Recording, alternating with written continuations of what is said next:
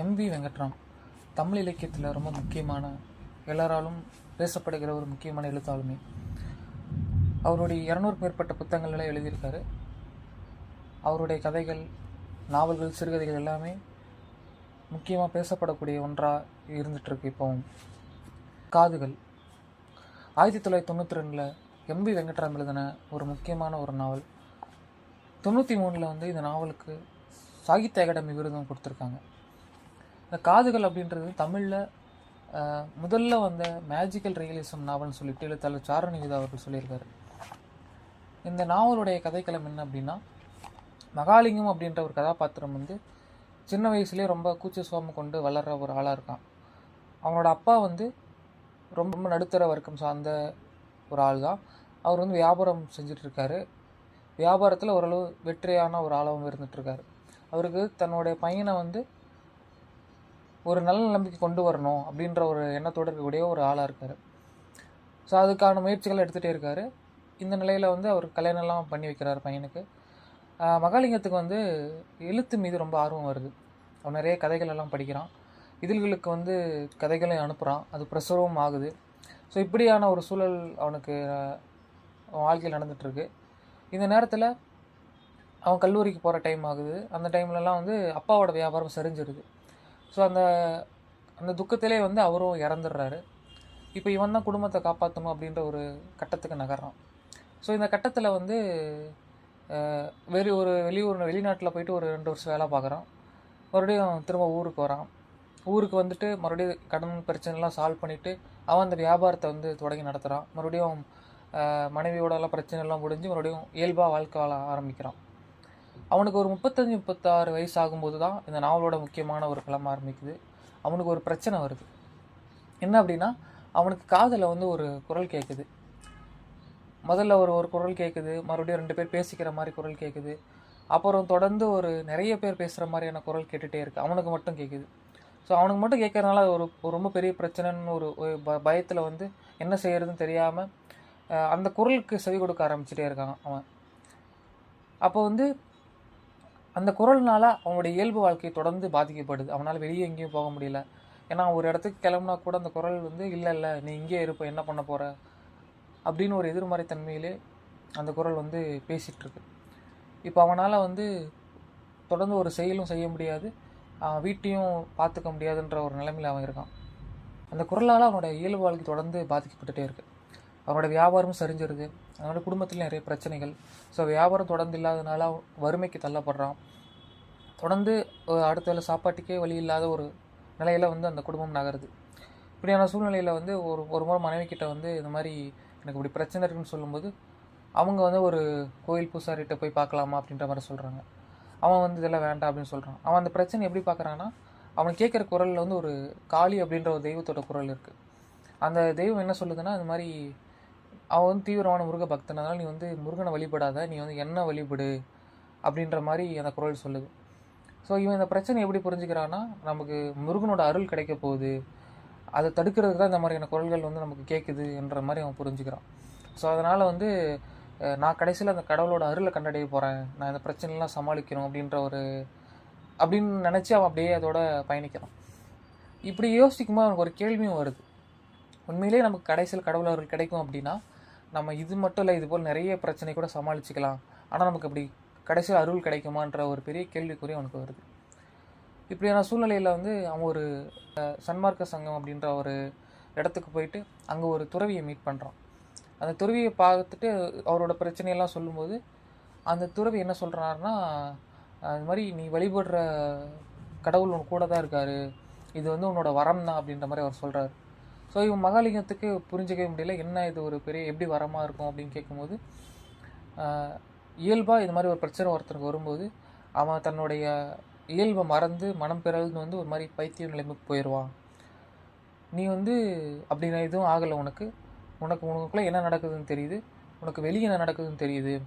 அப்போது உன்னை கவனிக்கிற ஒரு இடத்துல நீ இருக்க அப்படின்றப்போ உன்னோட குரு உனக்கு வழிகாட்டுறாரு, அதை நம்புன்னு சொல்லிட்டு அவர் அமுச்சுட்றார். சரி, ஒரு பெரிய ஒரு துறவியை சொல்லிட்டு சரியாக தான் இருக்கும் அப்படின்னு நினச்சி வந்துடுறான். ஆனால் தொடர்ந்து ரொம்ப காலத்துக்கு அவனால் அந்த பிரச்சனையோடு இருக்க முடியல. ஏன்னா தொடர்ந்து வறுமை வீட்டில் இருக்குது, அவனால் எதையும் செய்ய முடியலன்றப்போ இப்போ என்ன பண்ணுறது அப்படின்ற ஒரு பெரிய குழப்பத்தில் அவன் இருக்கான். ஆனால் அதில் இன்னும் ரொம்ப முக்கியமான விஷயம் என்னென்னா, அவன் அந்த துன்பத்தை எப்படி தாங்குறான்ற ஒரு இடம் இருக்கும். எம்பி வெங்கட்ராமன் என்ன சொல்லியிருப்பாருன்னா, ஒரு துன்பத்துக்கு மாற அவனுக்கு இன்னொரு துன்பம் தான் கிடச்சிருக்கு, அதுலேருந்து விடுபடுறதுக்குன்ற மாதிரி சொல்லியிருப்பார் ஒரு இடத்துல. குரல் கேட்குதுன்ற ஒரு பெரிய பிரச்சனையாக இருக்கும்போது, அவன் இப்போ வீட்டில் ஒரு பிரச்சனை அப்படின்னா அவன் அங்கே போகிறான், கொஞ்ச நேரத்தில் அந்த குரல் கேட்கல அவனுக்கு. ஒரு பிரச்சனை சமாளிக்கிறதுக்கு இன்னொரு பிரச்சனைன்ற மாதிரியான ஒரு இடத்துல அவன் இருக்கான். இதோட இன்னும் தீவிரமாக என்ன ஆகுதுன்னா, அந்த குரல்கள் எல்லாமே உருவமாக மாற ஆரம்பிக்குது. ஸோ இந்த இடத்துல தான் வந்து சாரு நிவேதா சொன்ன அந்த மேஜிக்கல் ரியலிசத்தை வந்து நம்மளால் ரொம்ப நெருக்கமாக ஃபீல் பண்ண முடியும். இந்த உருவமாக மாறும்போது மகாலிங்கம் வந்து ஒரு இடத்துல இல்லாமல் இன்னொரு இடத்துக்கு போகிற மாதிரியான காட்சிகள்லாம் வரும். அவன் ஒரு உருவம் தெரியும், திடீர்னு அவன் வேறு ஒரு இடத்துல இருப்பான், திடீர்னு வேறு ஒரு இடத்துல இருப்பான், அவன் எங்கே இருக்கான்னு அவனுக்கே தெரியாது. அப்படின்றப்போ அது படிக்கும்போது நம்மளுக்கும் மகாலிங்கத்தை வந்து பக்கத்தில் இருந்து பார்க்குற மாதிரி ஒரு ஃபீல் வரும். ஸோ அது உண்மையிலே அது ஒரு மேஜிக்கல் ரிலீஸ் அனுபவமாக அது படிக்கும்போது இருக்கும், அந்த சம்பவங்களை குறிப்பிட்டு சொல்லணும்னா.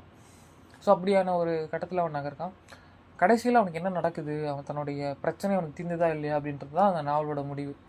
மகாலிங்கம் தனக்கு கேட்குற குரலில் வந்து முற்றிலுமாக ஒழிச்சிட்றானா அப்படின்ற ஒரு பெரிய கேள்வியோட அந்த நாவல் அடுத்தடுத்து பயணிச்சுட்டு போகுது. ஸோ இந்த நாவலுடைய முடிவுக்கு முன்னாடி வந்து நான் முக்கியமாக என்ன பார்க்குறேன்னா, எம்பி வெங்கட்ராம் இதை அணுகுன விதம், இது வந்து ஒரு ஹாலுசினேஷன் தொடர்பான ஒரு உளவியல் நோய் அப்படின்னாலும் கூட அதை அவர் அணுகுன விதம் வந்து ரொம்ப ஒரு என்ன சொல்கிறது, அந்த நோய் அப்படின்றத தாண்டி மனம் தொடர்பான ஒரு பெரிய விளக்கமாக அதை அணுகியிருப்பார். அந்த குரலுடைய விஷயத்தையுமே வந்து அவன் மகாலிங்கம் எப்படி புரிஞ்சுக்குவான் அப்படின்னா வந்து, தனக்குள்ளே நடக்கிற குரல் வந்து நாச சக்தி அப்படின்னு புரிஞ்சுக்குவான், அது ஒரு மோசமான ஒரு சக்தின்றதையும். இன்னொரு பக்கம் கடவுளோட சக்தி இருக்குது, நம்ம அதை கேட்கணுன்ற மாதிரி. ஸோ அந்த நல்ல சக்தி கெட்ட சக்தி அப்படின்னு வந்து தனியாக பிரிச்சுக்குவான். அவனுக்கு கேட்குற குரல் எல்லாமே அந்த ரொம்ப தீய சக்தி, அந்த நாச சக்தின்னு சொல்லக்கூடிய அந்த குரலுடைய வலிமையாக இருக்கும். அது எல்லாமே ஒரு ஒரு ஒரு மனிதனுடைய மனசுக்குள்ளே இருக்கக்கூடிய ஒரு குரோதம், வன்மம், அதே மாதிரி ஆபாசம், அருவருப்பு, காமம் தொடர்பான இந்த உணர்ச்சிகளுடைய ஒரு பெரிய வடிவமாக அந்த குரல்கள் இருக்கும். அந்த குரல்கள் அவனுக்கு கேட்கக்கூடிய குரல்களுடைய வெளிப்பாடுகள் எல்லாமே வந்து அது தொடர்பாக தான் இருக்கும். அது ரொம்ப தீவிரமாக அப்படின்ற மாதிரி இருக்கும். அந்த குரல்கள் எல்லாமே அவனை கேலி செஞ்சுட்டே இருக்கும். அவருடைய எழுத்து நடையே வந்து அவனை கேலி செய்கிறதா, அவனுடைய நம்பிக்கைகளை கேலி செய்கிற விதமாக தான் அந்த குரல்களுடைய வடிவமே இருக்கும். சில இடங்கள்லாம் வந்து அந்த கடவுள்கள்லாம் அந்த குரலாக வருவாங்க, அவங்க பேசுகிறதெல்லாம் ரொம்ப அதிர்ச்சியாகவும் இருக்கும். ஸோ இப்படியான ஒரு விஷயத்தை வந்து எப்படி அவர் அணுகியிருக்காரு அப்படின்றது வந்து ரொம்ப ஆச்சரியமாக இருக்குது. ஸோ அவருடைய அந்த எழுத்து நடை, அந்த குரல்களுடைய பேசுகிற விஷயங்களாக இருக்கட்டும், அதன் மூலமாக அவர் சொல்ல வர விஷயங்களாக இருக்கட்டும் வந்து அது படிக்கும்போது ரொம்ப தீவிரமாக நம்மளை அணுகிற மாதிரியான ஒரு இடம் வந்து படிக்கிறப்போ நமக்கு இருக்கும். அதே மாதிரி இந்த நாவல் அந்த சாகித்ய விருது கொடுத்தாங்கன்னு சொன்னேன் இல்லையா, அதில் வந்து புக்கில் வந்து கடைசியில் வந்து அவருக்கு விருது கொடுக்கும்போது அவர் பேசின உரைன்னு சொல்லிட்டு ஒரு அந்த உரையுமே கொடுத்துருக்காங்க. அதில் அவர் கடைசியாக என்ன சொல்கிறாரு அப்படின்னா, மனிதனோட மனசு தொடர்பாக இந்த நாச சக்தி, தீய சக்தி, கெட்ட சக்தி, நல்ல சக்தின்றப்போ வந்து ஒரு கெட்ட சக்தியை வெல்லணும் அப்படின்னா அதை விட அதிகமான குரல், நல்ல சக்தியோட குரல் வந்து அதிகப்படுத்தணும் அப்படின்ற மாதிரி சொல்லியிருப்பார். இவ்வளோ பிரச்சனைகளை கடந்து வந்து கடைசியாக ஒரு மனுஷன் திரும்பி பார்க்குற இடம் வரும்போது தன் வாழ்க்கையில் இவ்வளோ விஷயம் நான் ஏன் செஞ்சேன் அப்படின்ற பெரிய கேள்விக்குறியோ இருக்குது. அப்போ வாழ்க்கையோட அர்த்தம் என்ன, நான் என்ன கண்டடைய போனேன் என்னோடய வாழ்க்கையில் அப்படின்ற ஒரு பெரிய கேள்வியை அவர் அந்த உரையில் முன் வச்சுருப்பார். இதுக்கான பதில் வந்து குரு கிட்ட இருக்குது, நான் அந்த குருவை தேடிட்டு இருக்கேன்ற மாதிரி அவர் சொல்லியிருப்பார் அந்த உரையில். இந்த நாவலோட முடிவில் நான் எப்படி பார்க்குறேன்னா, மகாலிங்கம் வந்து தன்னோட குருவை கண்டடைகிற இடம் தான் நாவலோட முடிவாக இருக்கும். மகாலிங்கம் வந்து தனக்கு கடைசியில் ஒரு இடத்துல தனக்குள்ளே நடக்கிற அந்த குரலோட உரையாடல் முற்றி போய் ஒரு கட்டத்தில் வந்து அந்த குரலில் வந்து பிரித்து பார்க்குற ஒரு இடத்துக்கும் நகருவான். அந்த கெட்ட சக்தியை நல்ல சக்தியும் வந்து ஒரு பிரித்து பார்க்குறது அப்படின்னா தன் மனதளவில் வந்து அதுலேருந்து விலகி நான் இப்போ எது எடுத்துக்கணும், எதை கேட்கணும் அப்படின்ற ஒரு தெளிவு வந்து நிதானத்துக்கு அவன் வருவான். தன்னோட குருவை அந்த இடத்துல அவன் கண்டடைவான் அப்படின்ற மாதிரி அந்த நாவலை முடிச்சிருப்பார். ஸோ இந்த இடத்துல நான் எப்படி புரிஞ்சுக்கிறேன் அப்படின்னா, எம்பி வெங்கட்ராம் வந்து மனசோடைய ஆழகங்களை வந்து டோட்டலாக வந்து விரித்து பேசியிருக்காருன்ற மாதிரி புரிஞ்சிக்க முடியுது.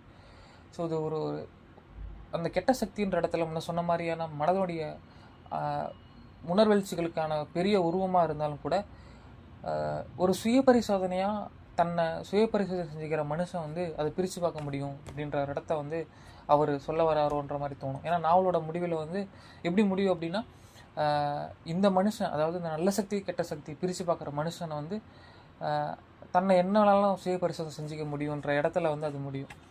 ஸோ அவர் சொல்கிற அந்த தன்னை அறிதல் அப்படின்ற நிலைமைக்கு வந்து ஒரு மனிதனுக்கு ரொம்ப முக்கியம். மகாலிங்கத்துக்கு வந்து ஒரு பெரிய ஒரு உளவியல் நோய் இருக்குது. அவனுக்கு அந்த குரல் கேட்கறது மூலமாக அவனால் தன்னோட இயல்பு செயல்பாடுகளை செய்ய முடியல. அது அவனுக்கு ரொம்ப அழுத்தமாக இருக்குன்றப்போ, ஸோ மகாலிங்கம் எப்படி அந்த குரல்களை விலக்கி நின்று தன்னை கண்டடைகிற ஒரு இடம் இருக்குல்ல, தன்னை பரிசோதனை செஞ்சுக்கிற ஒரு இடம் இருக்குல்ல, அப்போது இந்த குரல்கள் வெறும் உணர்ச்சிகளாக இருக்கக்கூடிய ஒரு மனிதன், ஏன்னா மனிதனுக்குள்ளே இருக்கக்கூடிய அந்த நல்லது கெட்டதுன்ற ஒரு எண்ணம் இருக்குல்ல, ஸோ அதை வந்து நம்ம எப்போ தள்ளி நின்று பார்த்து நம்மளுடைய எண்ணங்களை வந்து சுய பரிசோதனை செஞ்சு நம்ம ஒரு சுய பரிசோதனைக்கு உட்படுத்திட்டு நம்மளை அறிகிறோமோ, அதுதான் நம்ம கண்டடைகிற குரு அப்படின்ற ஒரு இடத்த வந்து அவர் நமக்கு கொடுக்குறாரோ அப்படின்ற மாதிரி தோணுது.